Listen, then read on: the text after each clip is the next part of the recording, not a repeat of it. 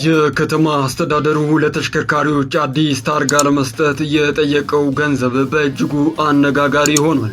የአዲስ አበባ አሽከርካሪና ተሽከርካሪ ፈቃድና ቁጥጥር ባለስልጣን ይፋ ባደረገው አዲስ መረጃ መሰረት አዲሱን ታርጋ ለማግኘት ተሽከርካሪዎች በሁለት ተከፍለዋል። የነዳጅና የኤሌክትሪክ ተሽከርካሪ በሚል በሁለት ጎራ የተከፈሉት ተሽከርካሪዎች እስከ 60 ሺህ ብር የሚደርስ ገንዘብ አዲስ ታርጋ ለማግኘት መክፈል ይጠበቅባቸዋል። አዲሱ የሰሌዳ አሰጣጥ አገልግሎት በዛሬው ዕለት በባለስልጣኑ 11 ቅርንጫፍ ጽሕፈት ቤቶች በይፋ የተጀመረ ሲሆን በቅድሚያ ሰሌዳ ለማውጣት ተመዝግበው በመጠባበቅ ላይ ለሚገኙ ከ1000 በላይ ደንበኞች እየተሰጠም ይገኛል። ይሁን እንጂ ክፍያውን በሚመለከት ከፍተኛ ቅሬታ እየተነሳበት ይገኛል። ዘርዘር አድርገን እንነግራችኋለን። ለአዳዲስና ወቅታዊ መረጃዎች ቻናላችንን ሰብስክራይብ በማድረግ ቤተሰብ ይሁኑ።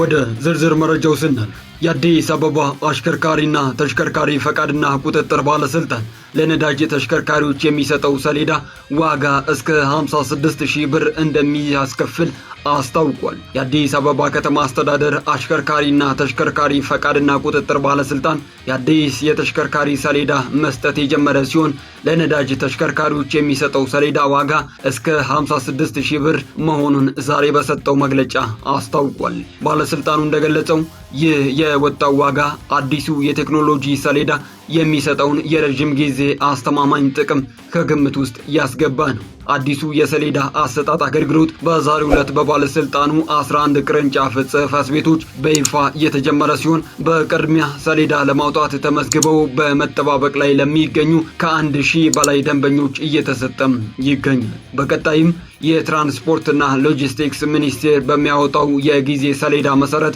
ሌሎች ተሽከርካሪዎችም ደረጃ በደረጃ አዲሱን ሰሌዳ እንዲወስዱ ይደረጋልም ተብሏል።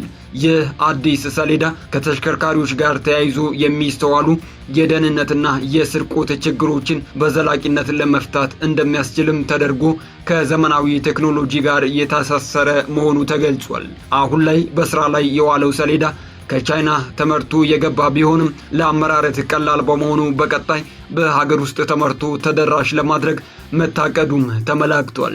ኢቲኤች የሚል ዓለም አቀፋዊ ኮድ የያዘው አዲሱ ሰሌዳ በአዲስ አበባ ሰሌዳ ለመውሰድ ተመዝግበው እየተጠባበቁ ባሉ አዲስ ተሽከርካሪዎች ላይ በዛሬው ዕለት ጀምሮ ተግባራዊ መደረግ መጀመሩን ነው የአዲስ አበባ ከተማ አስተዳደር የአሽከርካሪና ተሽከርካሪ ቁጥጥር ባለስልጣን ያስታወቀው።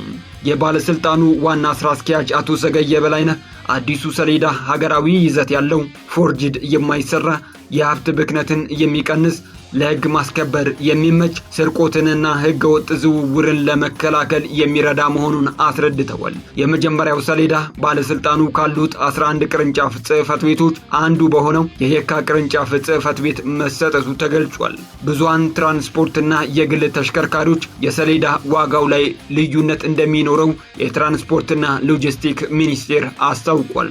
አዲሱ ሰሌዳ ተሽከርካሪው እስኪወገድ ድረስ የሚያገለግል መሆኑን የገለጸው ባለስልጣኑ ከ800 ሺህ በላይ ተሽከርካሪዎች መኖራቸውንና ሰሌዳው ተወስዶ መቼ ይጠናቀቃል የሚለው በሚኒስቴር መስሪያ ቤቱ የሚወሰን መሆኑንም አስረድቷል። በአዲስ አበባ ከተማ የተወሰነ ከተካሄደ በኋላ በክልሎችም የትራንስፖርትና ሎጂስቲክ ሚኒስቴር በሚያስቀምጣቸው የጊዜ እቅድ ሰሌዳው የመቀየር ሂደቱ እንደሚተገበርም ተገልጿል።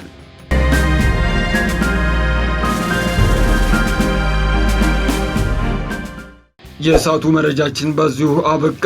በሌሎች አዳዲስና ወቅታዊ መረጃዎች እስክንገናኝ ሰላም ቆዩን። ለአዳዲስና ወቅታዊ መረጃዎች ቻናላችንን ሰብስክራይብ በማድረግ ቤተሰብ ይሁኑ።